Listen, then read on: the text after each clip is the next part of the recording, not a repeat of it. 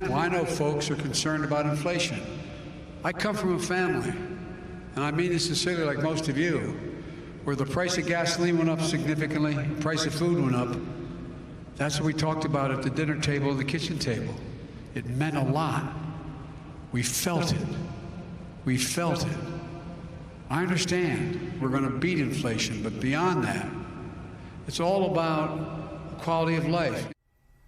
President Biden last week speaking to union workers in Chicago about his family's own personal struggles with inflation. At a closed-door meeting of House Democrats earlier this month, Congresswoman Katie Porter of California also shared her own experiences with rising costs as one of just 4 single parents currently serving in Congress. And the Congresswoman joins us now. She's a member of the House Committee on Oversight and Reform. Thank you very much for being with us. Tell me when you first really saw the impact of inflation on your own family and what you're hearing from your constituents.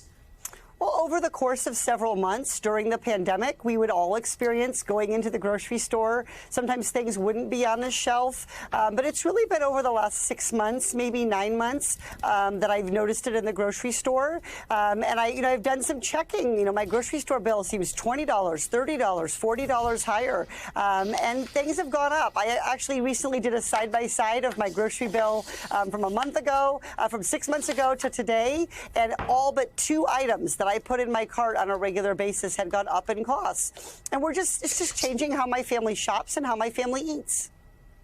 Now, obviously, it's important to show constituents that you empathize with these issues and that you're experiencing them yourself.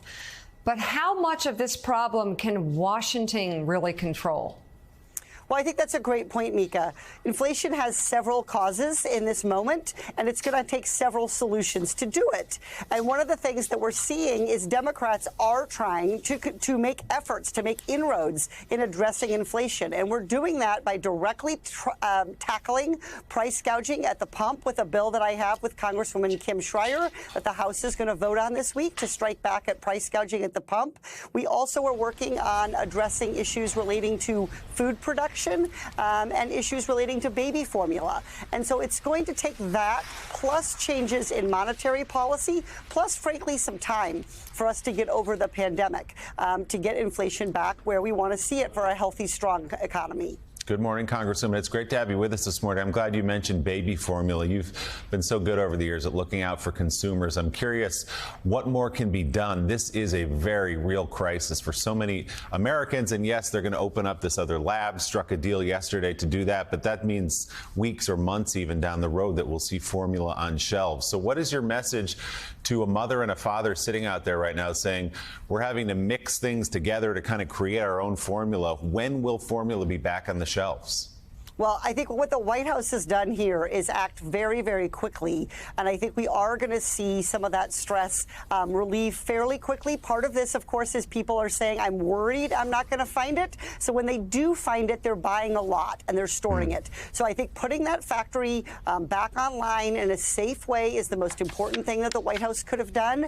Congress is also going to move some bills this week to help. But I have questions about why we allowed the FDA to leave this plant shut down for such a long period, and why we're not better monitoring the potential shortages that occur when we have things like a plant go offline. So I think we need to do a better job in the administration and in Congress of monitoring these supply chain shortages and getting ahead of them so we don't put parents in this really difficult situation. When this story jumped onto the national radar a week or so ago, or 2 weeks ago, I think it shocked a lot of people that in the United States of America, a mother couldn't get formula for her child. Have you done any digging, any analysis on how we got here and how we could prevent it from happening again?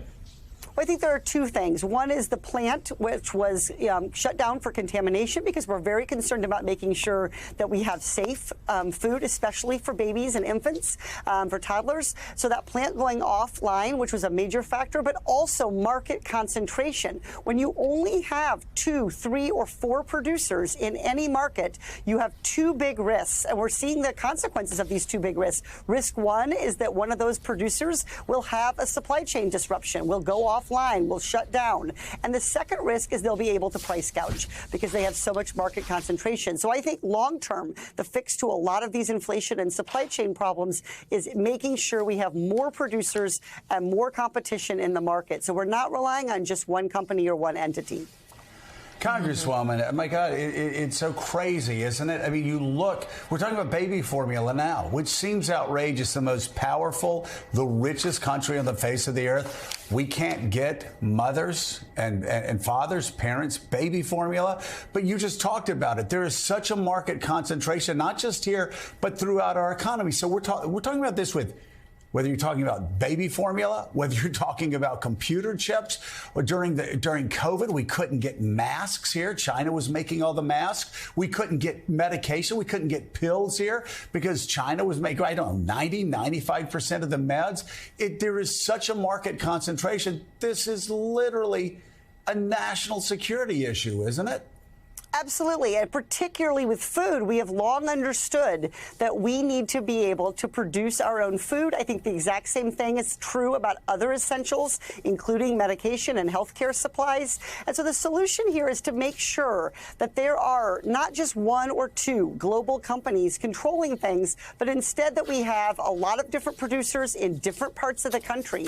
And we have monopolies today in virtually everything. There is a bread monopoly in this country, and we're seeing it in the cost of loaves of bread in the grocery store. There's a cereal monopoly. And so we just really need beef monopoly. So we need to create this competition. And it's going to help not only consumers, but it's also going to help small businesses. It's going to help people who are wanting to enter these marketplaces. It's going to create more job growth around the country. More competition is better for our economy, period, for every entity in our economy. The only people who benefit from monopolies are the monopolists themselves. Yeah.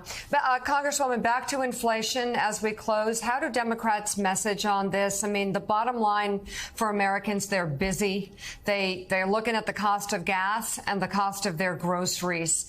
And I think there's a concern that Democrats will say, well, we have the solution. You can't have the solution to a problem that has so many conflicting factors to it, some of them uncontrollable. So within that reality, how do Democrats message effectively on this?